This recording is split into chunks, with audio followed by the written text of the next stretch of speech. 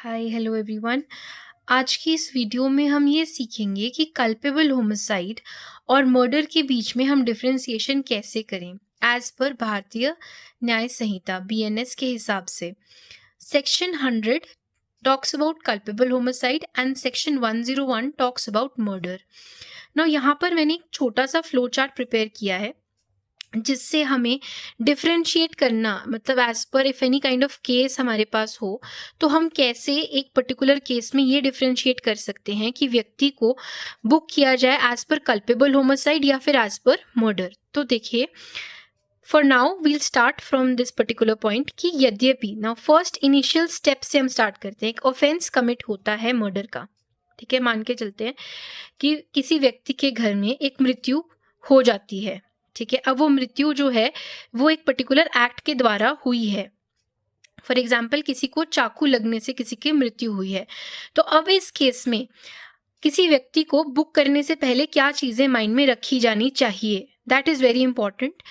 Now first thing is, जब भी आपके कोर्ट्स में जो जजेस हैं वो डिसाइड करते हैं आपकी particular judgement on the basis whether the particular offence ये मर्डर है या फिर कल्पेबल होमिसाइड है, तो फर्स्ट इंपॉर्टेंट थिंग क्या आती है, step number 1, time between the act of the accused and the death of the other have any casual link. यानी कि व्यक्ति की मृत्यु कारित होने के समय और जो कार्य किया गया है जिसके द्वारा वो मृत्यु की गई है उस व्यक्ति की, उसके बीच में एक कैजुअल लिंक एस्टैब्लिश होना अनिवार्य है। अब ये कैजुअल लिंक क्या होता है? कैजुअल लिंक बेसिकली क्या होता है कि एक्ट डन, मतलब जो काम किया गया है और मृत्यु को, इन दोनों के बीच में कुछ लिंक एस्टैब्लिश होना अनिवार्य है। यानी कि chain of evidence need to be established होनी चाहिए। अगर उनके बीच में कोई कनेक्टिविटी नहीं बन रही है, यानी कि बेसिकली जब आप बात करेंगे कैजुअल मतलब बेसिकली कैजुअल लिंक के बारे में, तो इसमें क्या है कि इसमें पर्टिकुलर लिंक एस्टैब्लिश होना अनिवार्य है। लिंक किस चीज में? जैसे इवेंट्स हैं, बेसिकली अलग अलग इवेंट्स हो रहे हैं, ठीक है, उसके बीच में एस्टैब्लिश होना जरूरी है। अगर तो वो लिंक एस्टैब्लिश नहीं होता है तो फिर हम क्या करेंगे, इक्विटल की तरफ जाएंगे। और इसी चीज में, इसी वीडियो में आज हम एनालाइज करेंगे आरुषि मर्डर केस को, जिसमें बेसिकली कैसे तलवार को इक्विटल की तरफ ले जाया गया था as per the flow chart. Okay, so अभी एक स्मॉल सी gist I will be giving you and then will come back to the flow chart. तो फर्स्ट स्टेप है आपका, the first step is to check whether there is basically any kind of link that is being established between the death of the accused and the act of the death of the person and the act of the accused के बीच में casual link establish होना first step है। Second step हमारा बोलता है कि अगर हमारा कैजुअल लिंक एस्टैब्लिश होता है तो इन that case what will happen, in that case हम जाएंगे सेक्शन 100 में एंड सेक्शन 100 के अंदर ABC इनको चेक करेंगे, as well as ABC check करेंगे। इसके अलावा सेक्शन 102 को भी चेक करेंगे इन दी BNS। अगर हाँ है, if it is yes, then we'll directly go to section 105 for the punishment, ठीक है। अगर हम चेक कर रहे हैं सेक्शन 100 के अंदर, यानी कि कल्पेबल होमिसाइड के ABC या फिर 102 सेक्शन के अंदर ये चीज नहीं फॉल कर रही है, जो पर्टिकुलर ऑफेंस कमिट हुआ है, तो हम कहाँ जाएंगे? We will be going towards section 101। No का मतलब सेक्शन 101 में हम जाएंगे। अब 101 में हम जब जा रहे हैं तो वहां पर जाकर हम उसके 4 क्लॉजेस को ऑब्जर्व करेंगे और वो सब चीजें हम आगे डिस्कस करेंगे। और यद्यपि वो उन 4 क्लॉजेस में फॉल नहीं करता है, then again he will be booked for culpable homicide की पनिशमेंट। अगर वो 104 के 4 क्लॉज में से किसी एक में फॉल कर रहा है, यानी कि मर्डर की कैटेगरी में आता है, तो फिर हम किस में जाएंगे? हम जाएंगे 101 की एक्सेप्शंस को भी चेक करेंगे। 101 में 5 एक्सेप्शंस दी गई हैं, ठीक है। ओके, नाउ 101 में हमारे पास 5 एक्सेप्शंस दी गई हैं कि कैसे मतलब मर्डर जो है वो कल्पेबल होमिसाइड में कन्वर्ट हो सकता है, ठीक है, यानी कि किस तरीके से एक्सेप्शन नंबर 1 हमारी क्या कहती है कि जब सडन एंड ग्रेव प्रोवोकेशन दी गई हो, ऐसे ही बहुत सारी एक्सेप्शंस है जो हम आगे पढ़ेंगे, और अगर वो इन एक्सेप्शंस में फॉल नहीं करता है तभी जाकर व्यक्ति को जो है मर्डर की पनिशमेंट अवॉर्ड की जाएगी as per 103 of Bharatiya Nyaya संहिता।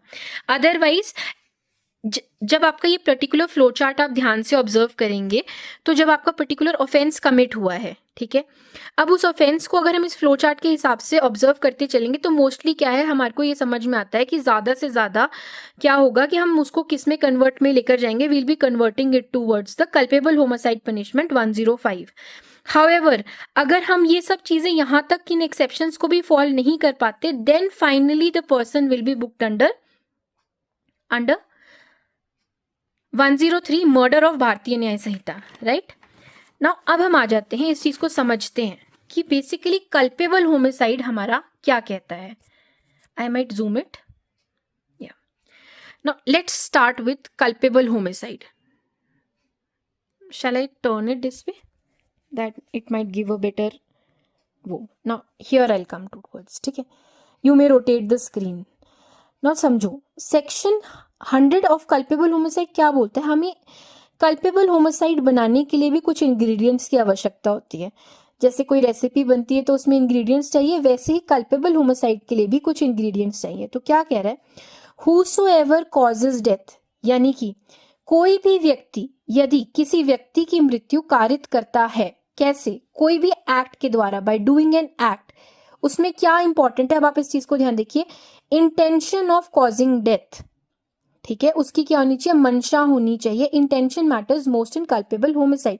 या फिर ऐसी कोई बॉडीली इंजरी, यानी कि उसको कोई भी इस तरीके का घाव देना, ठीक है, जिससे मृत्यु होने के चांसेस है, लाइकली टू कॉज डेथ, मतलब मृत्यु हो सकती है।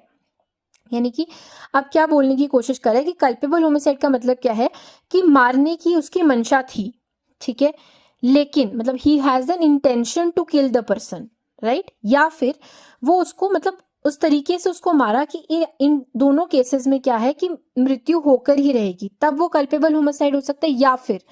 या फिर now see this is very important, यहाँ पर क्या बोल रहा है, इंटेंशन हो या फिर उसके पास क्या हो, नॉलेज हो that he is likely by such an act to cause death, मतलब उसके पास क्या थी, नॉलेज थी। तो दो चीजें आ गई, एक इंटेंशन होती है, एक नॉलेज होती है। या तो इंटेंशन होनी चाहिए या नॉलेज होनी चाहिए फॉर द कल्पेबल होमिसाइड की ऑफेंस को कमिट करने के लिए एज पर सेक्शन 100। समझ आई बात, ठीक है, बहुत ही फाइन लाइन डिफरेंस है। बेसिकली अगर आप ध्यान से देखें ना, तो कल्पेबल होमिसाइड का मतलब है लाइकली टू कॉज डेथ, यानी कि डेथ हो सकती है, ऐसा कार्य करने से उस व्यक्ति की डेथ हो सकती है। लेकिन जब हम मर्डर के बारे में बात करते हैं तो हम इसका मतलब क्या होता है, most likely to cause death, यानी कि ऐसा कार्य करने से व्यक्ति की मृत्यु होगी ही।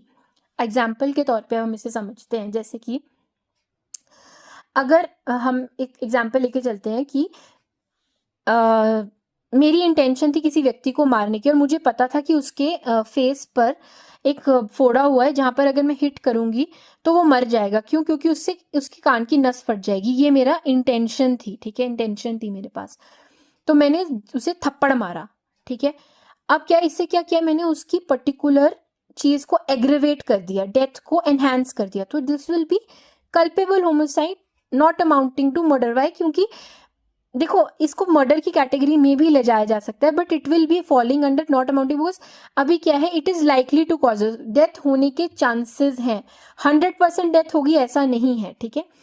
वेराज अगर हम मर्डर का केस बोलेंगे, जैसे कि मुझे बताइए मैं गन को ले रही हूँ और सीधा किसी व्यक्ति की तरफ पॉइंट करके खड़ी हो रही हूँ और उसे चला देती हूँ, तो ऐसा क्या होगा, ऐसे सर्कमस्टांसेस में it is very evident that death will be caused, right. अब हम मर्डर के इंग्रेडिएंट्स पे आते हैं।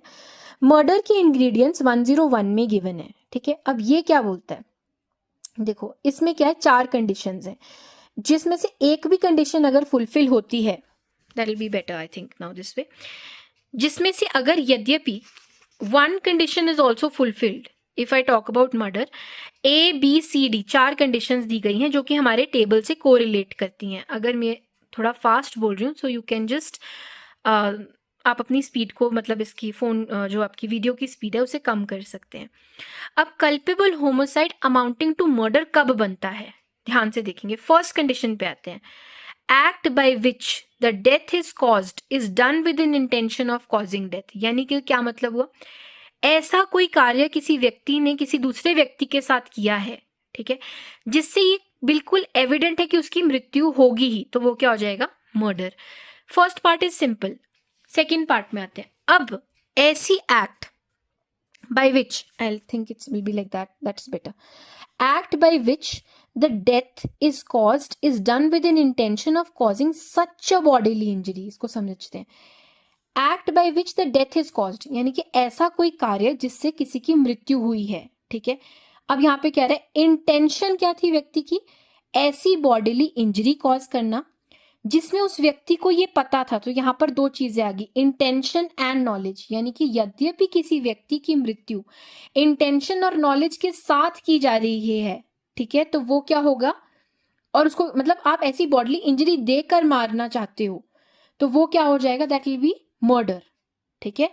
Because in this case you are having both intention as well as offender knows that to be likely to cause death of whom he is harming, उसको पता है कि ऐसा मारने से उस व्यक्ति की मृत्यु होगी ही, ऐसी बॉडीली इंजरी कॉज करने से, ठीक है।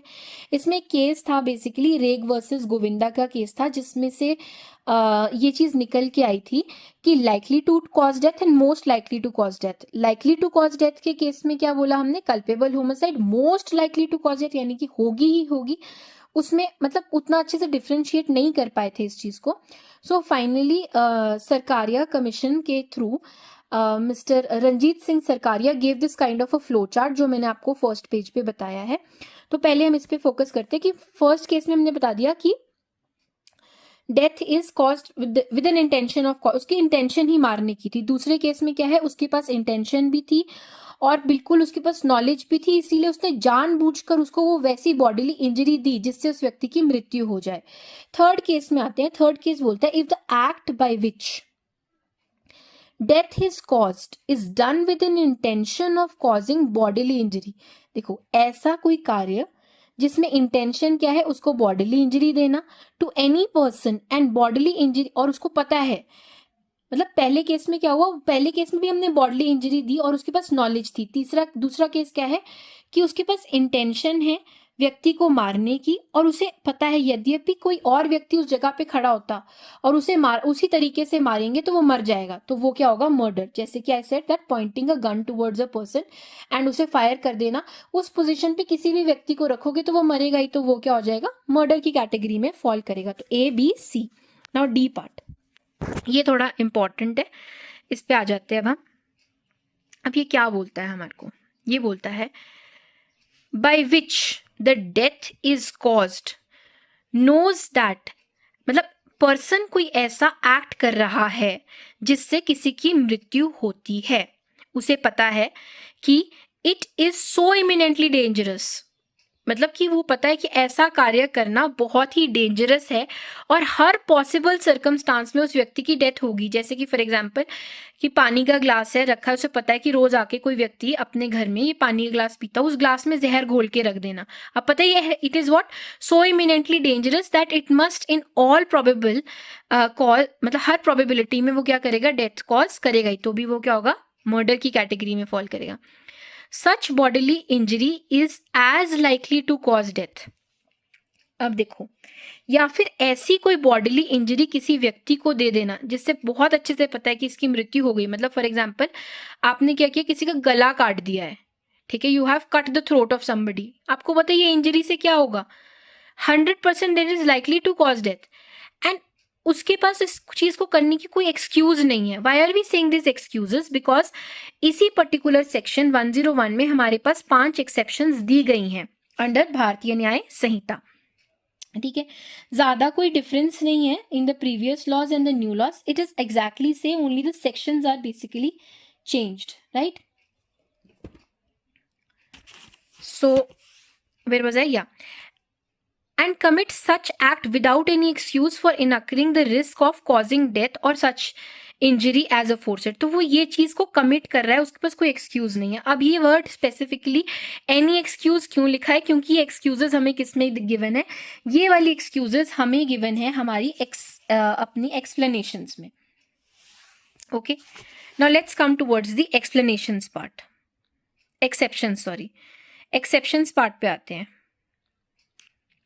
देखो फर्स्ट एक्सेप्शन हमारी क्या कहती है, फर्स्ट एक्सेप्शन हमारी कह रही है कल्पेबल होमिसाइड मर्डर कब नहीं होगा, if the offender while is deprived of power of self control by the grave and sudden provocation। ये चीज समझो, फर्स्ट एक्सेप्शन है ग्रेव एंड सडन प्रोवोकेशन, यानी कि यद्यपि किसी व्यक्ति ने आपको एकदम गुस्सा दिला दिया। फॉर एग्जाम्पल के तौर पे दो दोस्त मिले और एक दोस्त ने उसकी गर्लफ्रेंड के बारे में कुछ गलत अपशब्द का उपयोग किया, तो ये क्या है, सडन एंड ग्रेव प्रोवोकेशन है, और इस चीज में दोस्त ने आकर दूसरे दोस्त का मर्डर कर दिया। तो यहाँ पर क्या आ जाएगा, वो मर्डर की कैटेगरी में नहीं होगा, क्योंकि उसमें क्या है, इंटेंशन भी है कॉजिंग ऑफ द डेथ, उसमें नॉलेज भी है कि हाँ मर्डर करने से, लेकिन क्या है एक्सेप्शन, क्या है, सडन एंड ग्रेव प्रोवोकेशन। तो यहाँ पर क्या है, डिफेंस लिया जा सकता है कि sudden and grave provocation was done, लेकिन अगेन एक्सेप्शंस भी गिवन है इसमें। एक्सेप्शंस क्या देता है ये, एक्सेप्शंस में बोलता है कि ऑफेंड ऐसा नहीं हो सकता कि आप ही ने खुद उसको प्रोवोक किया और बाद में आप ही इस चीज को डिफेंस ले रहे हो कि उसने मुझे प्रोवोक किया था, समझ रहे हो। Given by anything done in obedience of law, sorry obedience to law by public servant in the lawful exercise of a power of such, मतलब अब क्या बोल रहा है कि अगर कोई, अब इसमें एक्सेप्शंस में क्या है कि अगर एक पब्लिक सर्वेंट है, वो अपनी एक्साइज ऑफ ड्यूटी में एक्चुअल में वो इनकाउंटर कर रहा है, तो इनकाउंटर से वो प्रोटेक्टेड है as per the part 2, right, culpable homicide में चला जाएगा अगर वो in the exercise of duty है। लेकिन again sorry, not the encounter part, I will not consider it here, but उसके पास अपनी एक्साइज ऑफ ड्यूटी यानी कि अपनी ड्यूटी को फुलफिल करने के लिए वो ये कार्य कृत कर रहा था, और उस वक्त उस पर्टिकुलर व्यक्ति की मृत्यु हो जाती है, तो वो मर्डर नहीं, कल्पेबल होमिसाइड में बुक किया जाएगा। Given by anything done in lawful exercise of right of private defence, यानी कि अगेन सेल्फ मतलब इसमें क्या है कि सडन एंड ग्रेव प्रोवोकेशन के अंदर ही आप क्या कर रहे हो, एक और मतलब कि प्रोवोकेशन जो है ना is not given by anything done in lawful exercise of private defence, मतलब खुद को डिफेंड करने के लिए आप दूसरे व्यक्ति को प्रोवोकेशन हो रही है, तो वो भी इसमें कवर नहीं होगा। Provocation was grave and sudden enough to prevent the offense from amounting to murder is a question of fact। यहाँ पर बहुत इंपॉर्टेंट चीज है कि वो प्रोवोकेशन ऐसी होनी चाहिए कि कोई नॉर्मल व्यक्ति को भी अगर उस पर्टिकुलर प्लेस में रखा जाए तो उसे भी गुस्सा आ जाएगा और वो भी शायद यही स्टेप उठाएगा, ये भी बहुत इंपॉर्टेंट है। तो it is not that easy as it seems like. Next we come towards explanation 2। Culpable homicide is not murder if the offender is in the exercise of good faith, of the right of private defense of the person or property exceeds the power given to him by law and causes the death of the person against whom he is exercising such right of defense without premeditation and without any intention of doing more harm than necessary of such। मतलब basically क्या हो रहा है कि जैसे example के तौर पे लेके चलते हैं कि Z attempts to horsewhip A, ठीक है, not such manner to cause grievous hurt, draws out pistol, Z persists it in the assault, ठीक है, believing in good faith that he can do no other means prevent him from being horsewhipped, shoots Z dead, A has not committed murder but culpable homicide। तो अब ये क्या कह रहा है कि गुड फेथ में वो चीज की, किसी व्यक्ति के गुड फेथ में उसने की गई अपने प्राइवेट डिफेंस के लिए, तो भी वो क्या हो जाएगा, it will be culpable homicide, it will not be murder.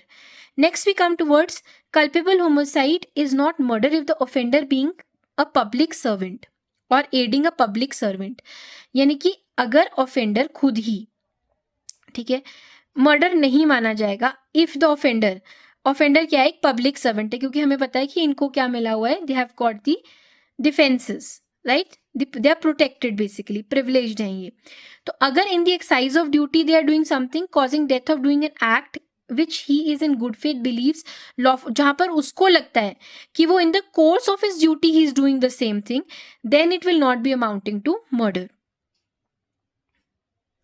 अब सडन एंड ग्रेव प्रोवोकेशन हमने किया, अब हमारे पास आता है सडन फाइट। सडन फाइट क्या होता है, कई बार एकदम से ऐसे ही बहस शुरू हो जाती है, उसमें कोई प्रोवोकेशन नहीं होती, ऐसे ही बहस होते होते एकदम से आप क्या करते हो, मार पिटाई शुरू कर देते हो, ठीक है।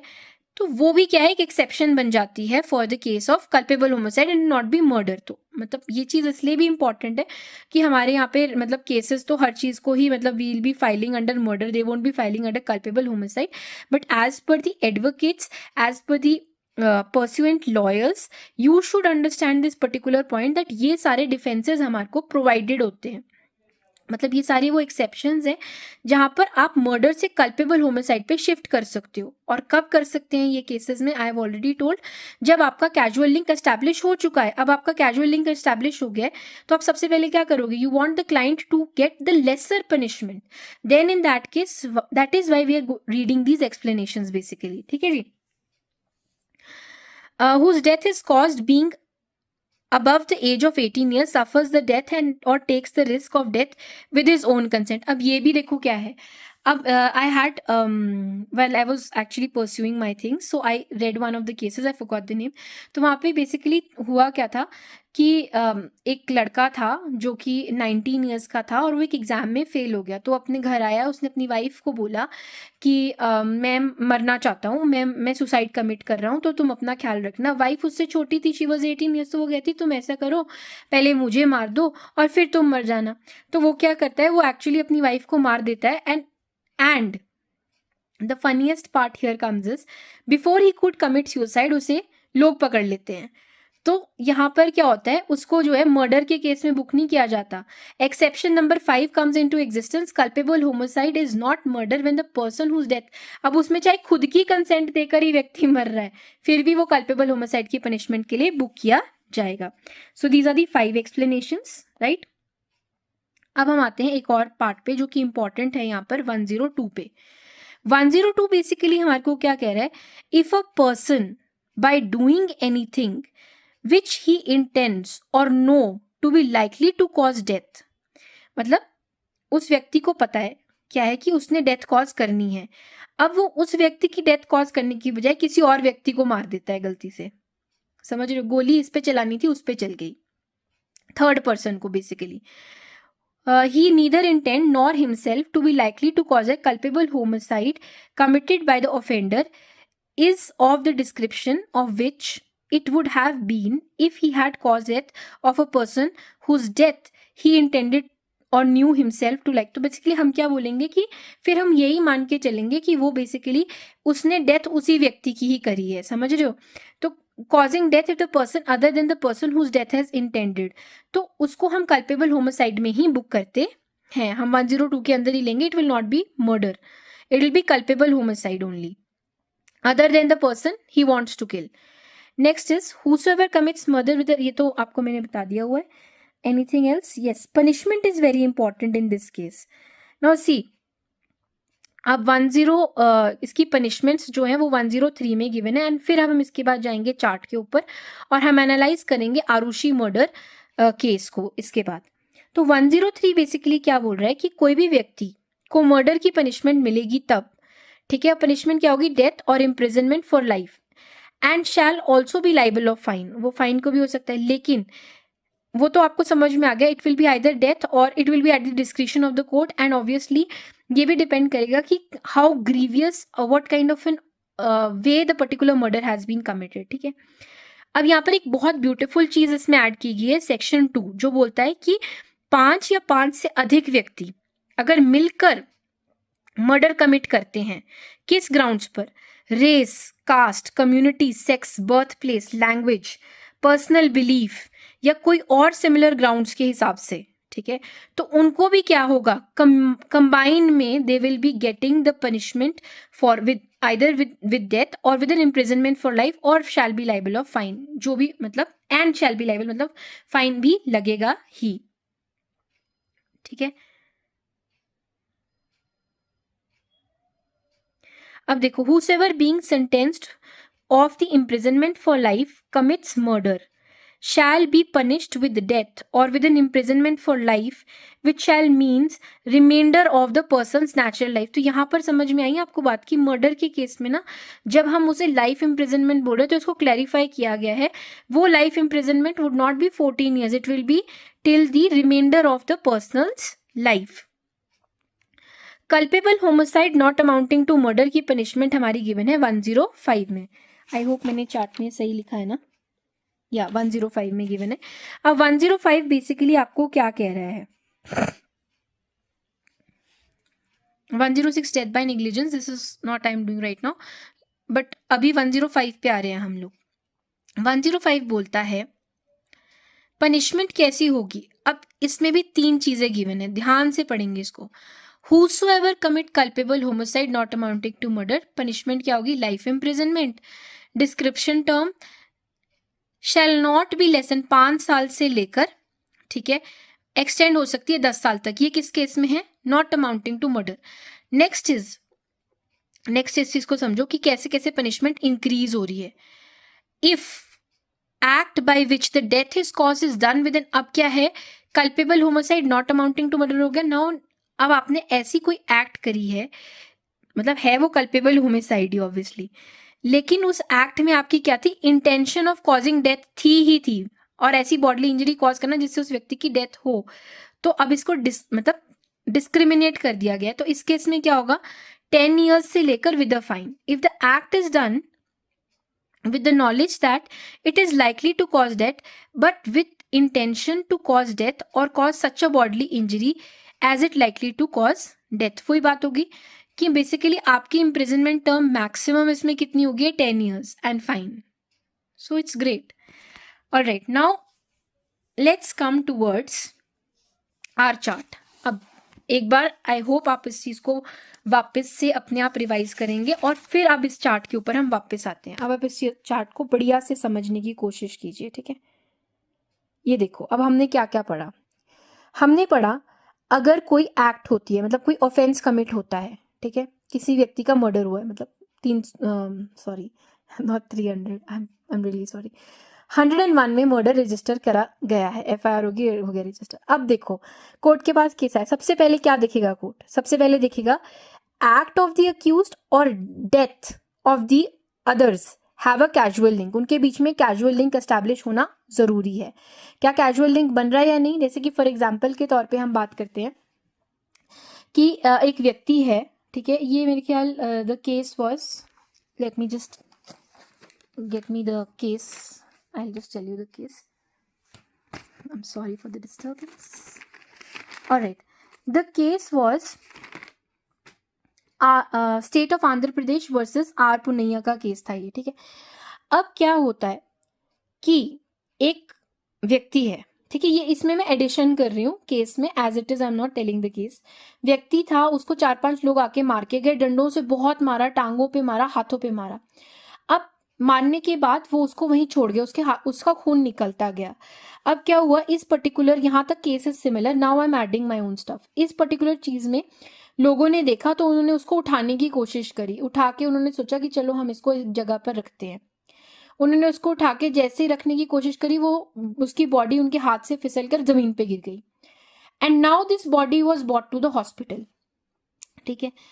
अब उस पर्टिकुलर इंस्टांस में वो व्यक्ति मर जाता है। अब आप ये बताइए कि जो वो लोग थे जिन्होंने आके उसको मारा, क्या उनके बीच और वो जो व्यक्ति की मृत्यु हुई है उनके बीच कोई कैजुअल लिंक एस्टैब्लिश हो पा रहा है या नहीं ना। यहाँ पर क्या हो रहा है, चेन ऑफ इवेंट्स जो हो रहे हैं ना, उसमें ब्रेक हो गया। समझ रहे हैं आप, व्यक्ति को हॉस्पिटल ले जाते के बीच में कुछ लोगों से बाय मिस्टेक वो जबरदस्ती जमीन पे गिरा, जिसकी वजह से हो सकता है उसको इंजरी हुई। तो यहाँ पर जो वो लोग हैं उनको किस में बुक किया जाएगा, ग्रीवियस हर्ट में, नॉट इन मर्डर, ये समझ लीजिए, क्योंकि वहां पे लिंक ब्रेक हो गया। तो लिंक नहीं, आपका पहले सबसे इंपॉर्टेंट चीज है कैजुअल लिंक की एस्टैब्लिशमेंट। इवेंट्स के बीच में लिंक होना बहुत ज्यादा अनिवार्य है। आपके पास केस आया, आपने चेक किया कैजुअल लिंक बन रहा है कि नहीं, अगर नहीं बन रहा है तो सीधा किस में जाओ भाई, एक्विटल में जाओ। और यही चीज हम एनालिसिस करेंगे अभी आरुषि के केस में, कि कैसे कोर्ट ने आरुषि के पेरेंट्स को फाइनली इलाहाबाद कोर्ट की जो जजमेंट आई एक्विटल की तरफ कैसे गए, जबकि आपकी ट्रायल कोर्ट ने उन्हें कन्विक्ट कर दिया था, ठीक है। तो ये बहुत इंपॉर्टेंट पॉइंट है, establishment of the casual link. Next चीज आती है, कैजुअल लिंक आपका एस्टैब्लिश हो गया, अब हम किस में जाएंगे, कल्पेबल होमिसाइड में। ये हमने पढ़ा, ABC तीनों चीज़ें पढ़ी, कल्पेबल होमिसाइड की चेक कर लिया इनमें से 3 कैटेगरी में फॉल कर रहा है या नहीं, या 102 में तो नहीं फॉल कर रहा। अगर इनमें से किसी में फॉल कर रहा है तो कहाँ जाएंगे पनिशमेंट के लिए, 105 में कल्पेबल होमिसाइड की पनिशमेंट के लिए। See I hope it is clear now, yeah I hope so, I think it is clear, sorry like क्योंकि वो वैसे नहीं आ रहा तो मैंने रोटेट किया हुआ है फ़ोन। ओके, अब हम आते हैं 101, ये हो गया ठीक है। अब आपने देखा कि कल्पेबल होमिसाइड में तो जी फॉल नहीं कर रहा, पहले ही नहीं फॉल कर रहा, सीधा जो है वो मर्डर है, ब्रूटल मर्डर है, गोली चलाई गई है।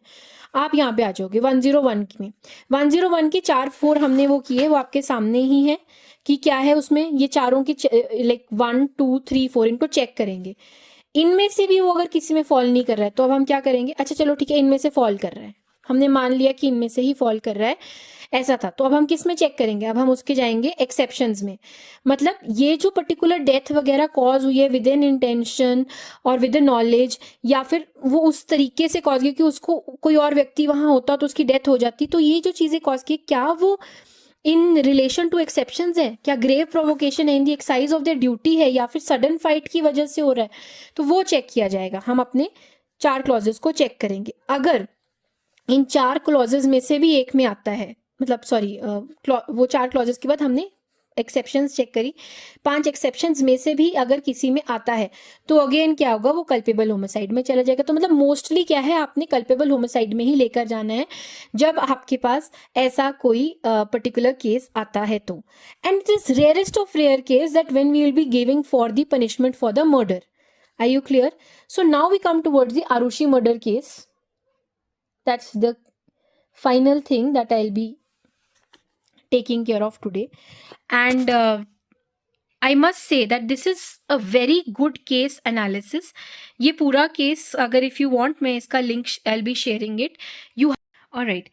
तो अब हम इस पर्टिकुलर जजमेंट के 33 उसमें आते हैं, ठीक है, 33rd पॉइंट पे आते हैं। तो ये क्या बेसिकली कह रहा है कि आरुषि मर्डर केस में जो ट्रायल कोर्ट था उन्होंने पेरेंट्स को ही क्या बोलते हैं इसमें कॉन्विक्ट कर दिया था in the death of their own daughter, right.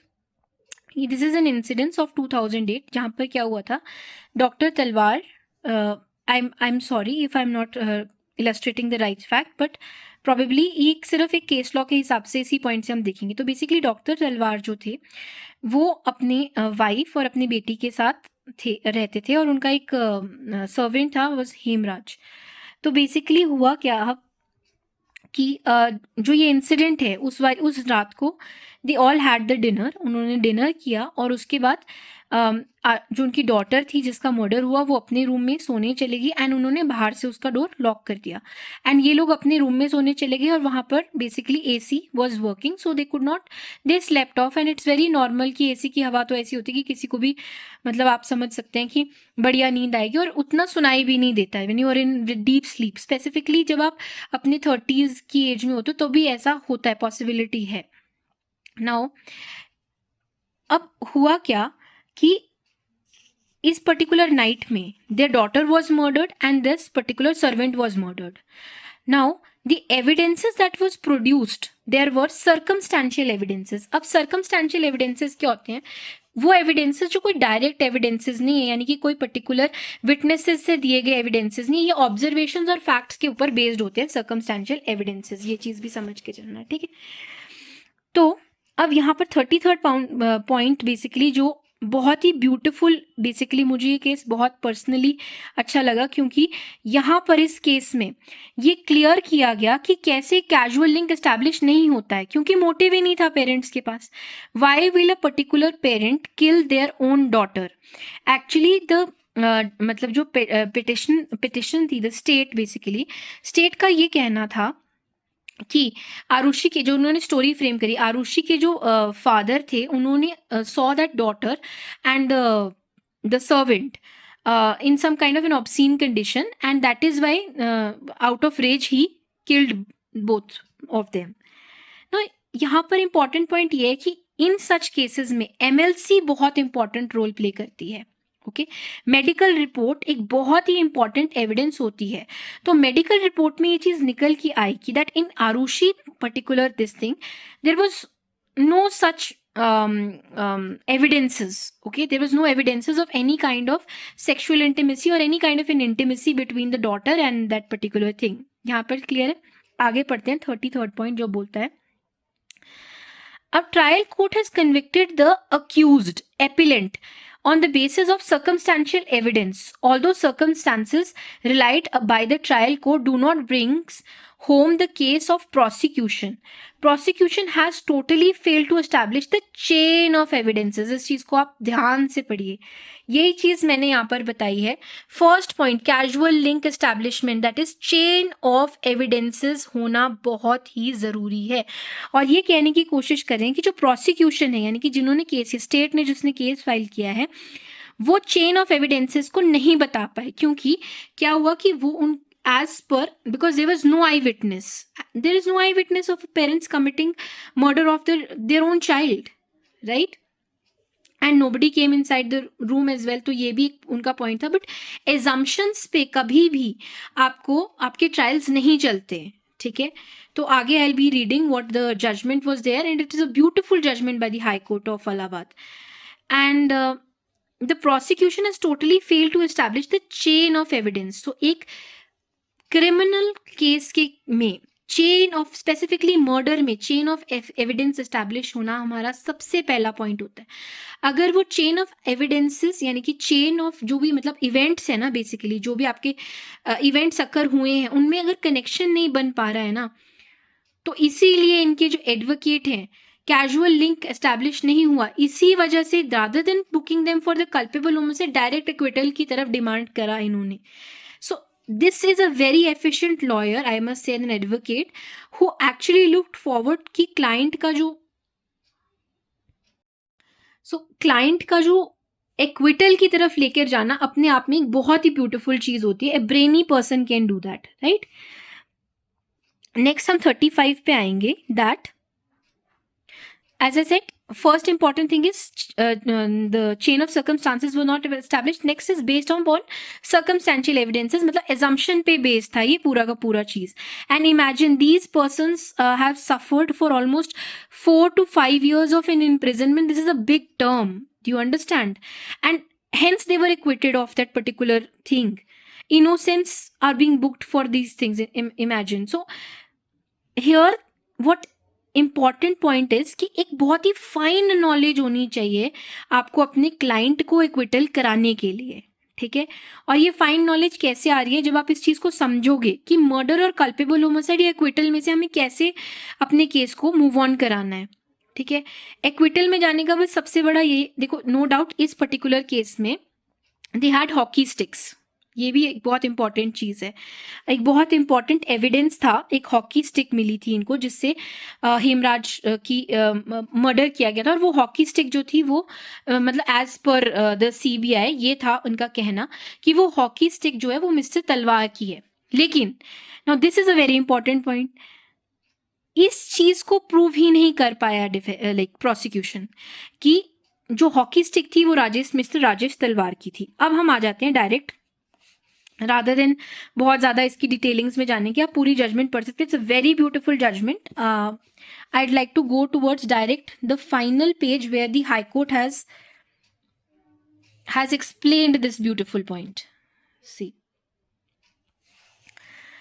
it has said that, देखिए क्या लिखा गया है, the learned trial judge has prejudged things in his own fashion, drawn conclusion by embarking on enormous analogy, conjecturing to the brim on the apparent facts, telling different stories propelled by the vitriolic reasoning. अब ये क्या कह रहे हैं, ये कह रहे हैं कि देखिए जब आप एक जज भी बनते हैं तो जजमेंट जो है ना वो आपकी अपने अपने हिसाब से प्री जज थिंग्स नहीं हो सकती है. ठीक है, basin the findings of conviction, आप कन्विक्शन दे रहे हो किसी व्यक्ति को ये देखे बिना, ठीक है, कि it is being the case of a circumstantial evidence. सिर्फ सर्कमस्टेंशियल एविडेंसेस के बेस पर आप किसी को मर्डर में बुक नहीं कर सकते हो. यू अंडरस्टैंड कि एक एजम्पशन बना है आपने, आपके पास कोई ट्रू फैक्ट्स नहीं है, कहीं भी आपके पास लिंक्स एस्टैब्लिश नहीं हो रहे हैं, there was no motive of the pair. सबसे इंपॉर्टेंट चीज, there has to be a motive, intention and knowledge. As I said, there was no intention. Knowledge की बात तो इसमें आती नहीं, तो ना ही तो इंटेंशन एंड नॉलेज है, तो फिर कोई अपने बच्चे को क्यों मारेगा? That's a very important point. So because only on the basis of such this cannot be presumed and stuffed in a manner like present one by adhering self-created postulate then to roam inside the circle with all fanciful whims. मतलब अपनी मर्जी से कुछ भी judgement मत दो, ये basically ये कहने की कोशिश कर रहे हैं.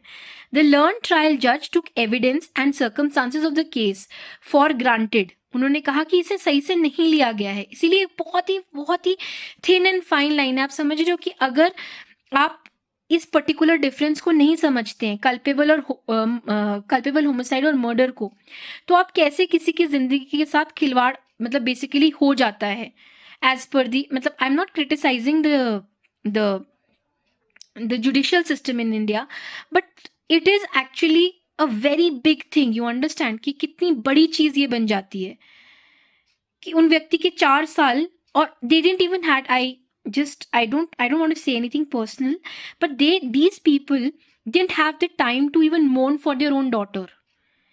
So it's a very kind of a intense case. All right, now let's come here. This is also very nice. Learned trial judge took the evidence and circumstances of the case for granted, tried to solve mathematical puzzle.